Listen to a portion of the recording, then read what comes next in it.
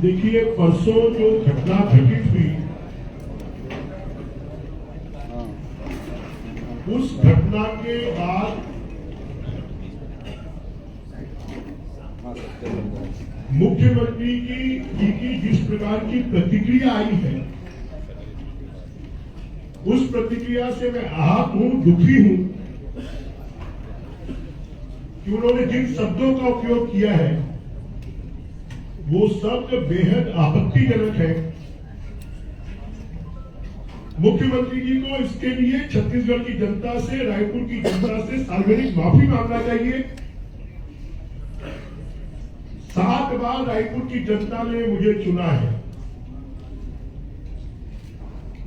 4 बार छत्तीसगढ़ और मध्य प्रदेश की मंत्री के रूप में सेवा करने का मुझे अवसर मिला है। मैं मुख्यमंत्री जी की कृपा पर विधायक नहीं हूं और मुख्यमंत्री जी की कृपा पर ना मैं मंत्री बना हूं।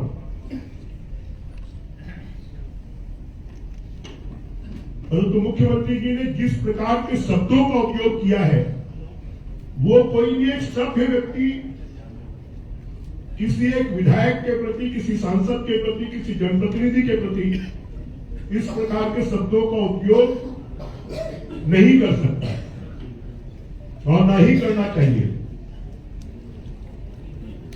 मुझे लगता है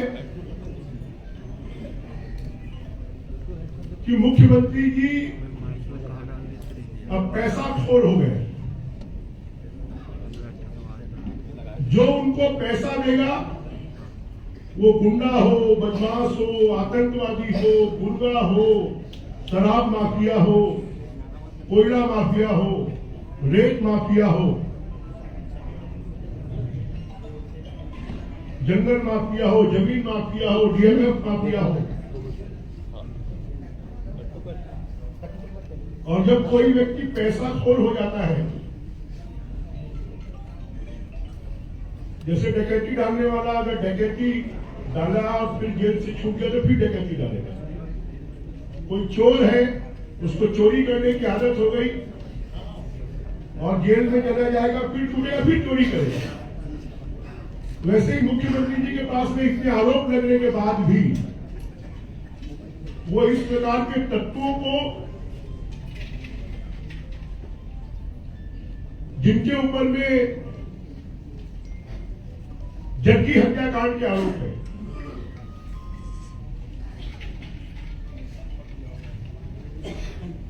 जिनके ऊपर में शराब में माफियागिरी करने के आरोप है,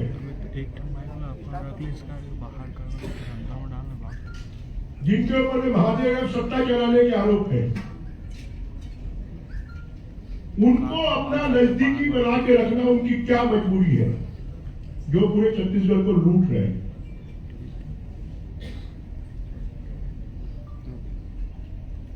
और मुख्यमंत्री जी, छत्तीसगढ़ को आपने क्या अपराधियों के हाथ में सौंप दिया है क्या?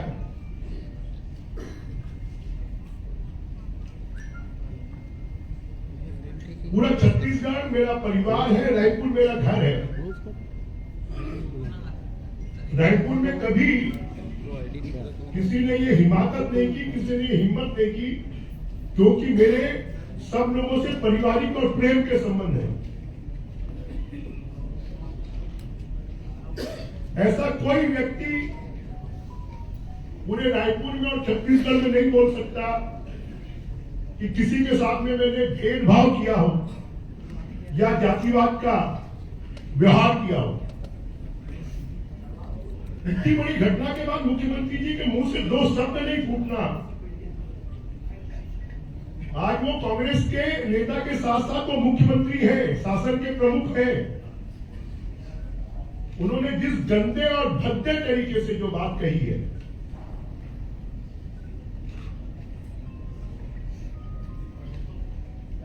वो ये बताता है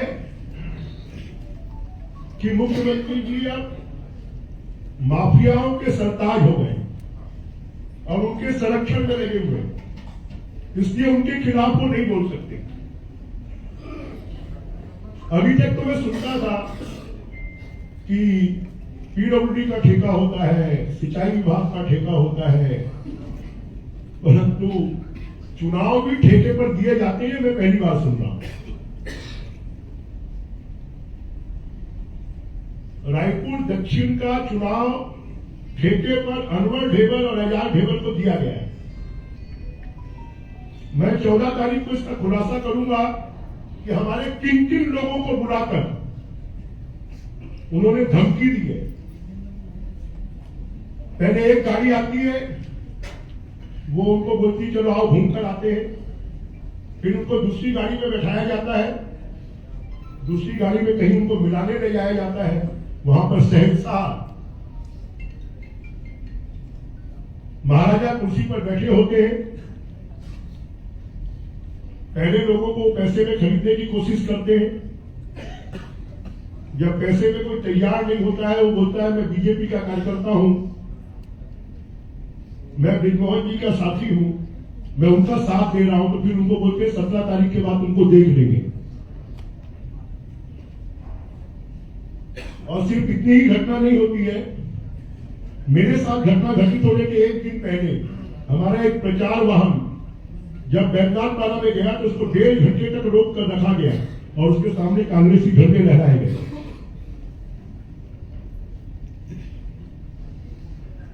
मेरे साथ जिस दिन घटना घटित हुई, क्योंकि छोटी मोटी घटनाओं को कार्यकर्ता और लोग मुझे बताते नहीं है कि हम ही उस अपने स्तर पर निपट लेंगे। संजय नगर में हमारी गाड़ी को रोककर उसके होर्डिंग, उसके बैनर सब फाड़ दिए गए, कांच फोड़ दिया गया और मेरे नाम से मां बहन की गाली दी गई और उसकी रिपोर्ट हमने लिखवाई है, परंतु अभी तक एफआईआर दर्ज नहीं किया गया।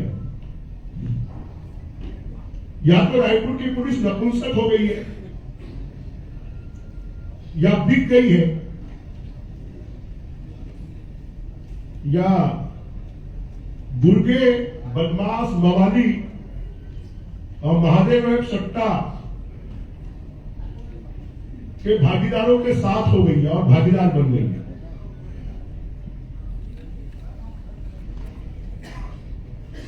इस बात को समझ लेना चाहिए। आज के बाद अगर हमारे किसी कार्यकर्ता को, मैं पुलिस को भी चेतावनी देना चाहता हूं, मुख्यमंत्री को भी चेतावनी देना चाहता हूं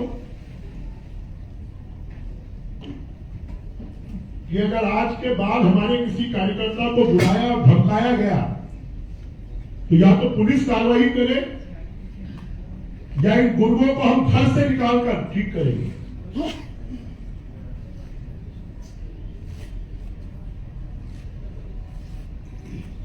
परसों की घटना में मुख्यमंत्री जी को तो धन्यवाद देना चाहिए। पूरा शहर और पूरा छत्तीसगढ़ आग में जल सकता है अगर मैं संयम से काम नहीं लेता। हम वहीं धरने पर बैठ जाते और पूरा शहर वहां पर इकट्ठा हो जाता, क्योंकि कुछ लोग छत्तीसगढ़ की, रायपुर की दिवाली को खराब करना चाहते थे, त्योहार को बर्बाद करना चाहते थे। कुछ लोग, उनको पूरे छत्तीसगढ़ में हार दिखाई दे रही है, इसलिए चुनाव से भागना चाहते थे, चुनाव को स्थगित करवाना चाहते थे और उसलिए उन्होंने ऐसी घटना की। जब उस व्यक्ति का बयान आता है तो वो टी शर्ट और पेंट में होता है और जब घटना करने के लिए खड़ा होता है तब पजामे कुर्ते में खड़ा होता है। क्या पजामे कुर्ते में खड़े हुए लोग पहचान में नहीं आ रहे? और उन्होंने विशेष ड्रेस पजामा कुर्ता क्यों पहना था? क्या पजामे कुर्ते में हथियार आसानी से छुपाए जा सकते हैं? असला रखा जा सकता है?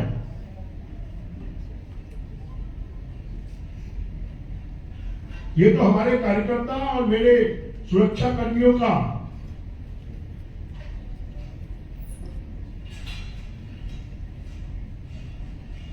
त्वरित निर्णय था कि वो मुझे 100 मीटर पीछे खींचकर ले गए और हमारी संख्या ज्यादा थी, इसलिए उनकी हिम्मत नहीं हुई। अगर मैं कोतवाली नहीं जाता, वहां धरने पर नहीं बैठता, निकलता तो उसके बाद भी जितने बनाने थे हम वापिस जाएंगे। परंतु मैं हिंदुस्तान के सबसे बड़े त्योहार दीपावली के समय पर किसी भी प्रकार की कोई घटना घटित हो, अशांति हो, ये मैं नहीं चाहता था। और इसलिए मैंने संयम से काम लिया, क्योंकि मैं 7 बार का विधायक हूं। मेरे ऊपर में भी ये जिम्मेदारी है कि मैं शांति व्यवस्था को बनाए रखूं, शासन प्रशासन को सहयोग करूं। परंतु मुझे इस बात का अफसोस भी है, कोफ्त भी है, और मुख्यमंत्री जी के ऊपर में लानत भी है कि उन्होंने 2 शब्द अपराधियों के खिलाफ कार्रवाई करने के लिए बोलने की बजाय उन्होंने मेरे विरुद्ध अपशब्दों का उपयोग किया। मैं उनके खिलाफ मानहानि का मुकदमा भी करूंगा। इस प्रकार के शब्दों का उपयोग करने के लिए चुनाव आयोग में शिकायत भी करूंगा। और अगले 5 दिनों के लिए 17 तारीख तक मुख्यमंत्री जी के भाषणों पर और बयानों पर चुनाव आयोग रोक लगाए, इस बात की भी मैं मांग करूंगा।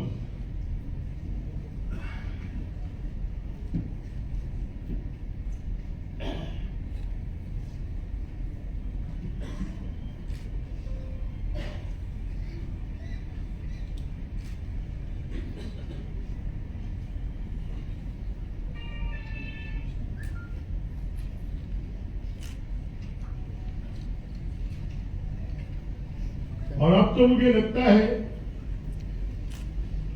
मुख्यमंत्री जी ने कहा कि हार के डर से विद्रोह ने नाटक किया है, तो जनाब मुख्यमंत्री जी, आप जहां से चाहें वहां से चुनाव लड़ लें। मैं उनको चैलेंज करता हूं, मैं उनके खिलाफ चुनाव लड़ने आऊंगा और वो मुझे हरा कर दिखा दे। जहां से चाहे वहां से सीट का निर्णय वो करेंगे, मैं नहीं करूंगा। अगर उनमें दम है तो मैं ताल ठोक रहा हूं, वो भी ताल ठोके।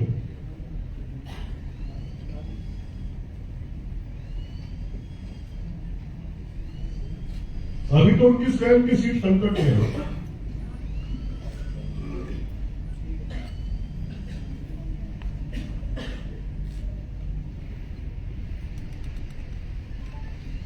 और जिस आरोपी को पुलिस ने गिरफ्तार किया है, उसके खिलाफ धारा 307 आईपीसी के तहत वो आरोपी रहा है। बाकी आरोपियों को अभी तक गिरफ्तार क्यों नहीं किया जा रहा है? और जब मैंने 2 लोगों का नाम लिया है कि ये सब उनके गुर्गे हैं, जरा वो बताएं कि गरीब नवाज स्कूल में बैठकर ये निर्णय हुआ था कि नहीं कि ब्रिजमोहन के ऊपर में हमला करना है।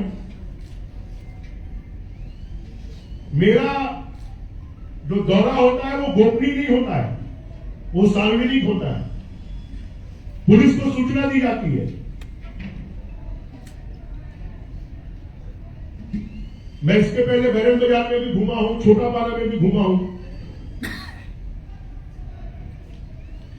आखिर महापौर के वार्ड में ही ऐसा क्यों?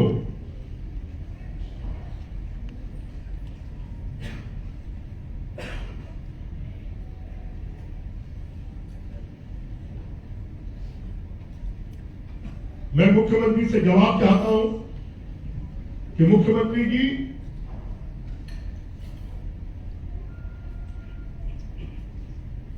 क्या आप अपने वरिष्ठ विधायक साथी के खिलाफ में आपने जो अपशब्दों का उपयोग किया है, उसके लिए आपको कुछ अफसोस है, कुछ शर्मिंदगी है? क्या आप उसके लिए माफी मांगेंगे? और मैं छत्तीसगढ़ की जनता से आह्वान करूंगा कि जो मुख्यमंत्री इतना घमंडी हो गया है, इतने गुरूर में आ गया है, जो माफियाओं को, अशांति फैलाने वालों को, माफिया राज करने वालों को प्रश्रय दे रहा है, ऐसे मुख्यमंत्री और उसकी पार्टी को जो पूरे छत्तीसगढ़ में अशांति पैदा करने की कोशिश कर रहे हैं, क्या लोग ऐसी पार्टी को और उनको वोट देंगे? इस पर निर्णय जनता करेगी।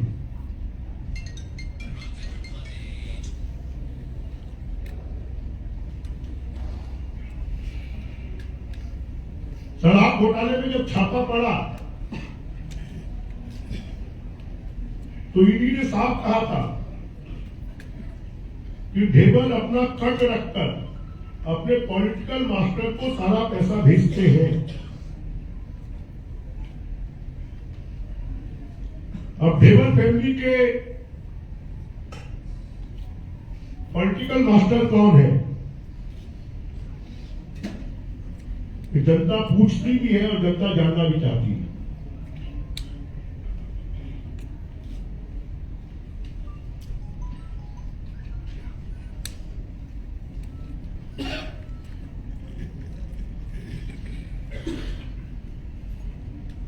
भूपेश बघेल जी शायद देश के सबसे कमजोर मुख्यमंत्री हैं, जिनके पास ना कोई नीति है, ना उनकी कुछ बेहतर करने की नीयत है। अराजक, असामाजिक, आपराधिक तत्वों को संरक्षण देकर छत्तीसगढ़ को बर्बाद करना, यही उनकी फितरत है। धन्यवाद।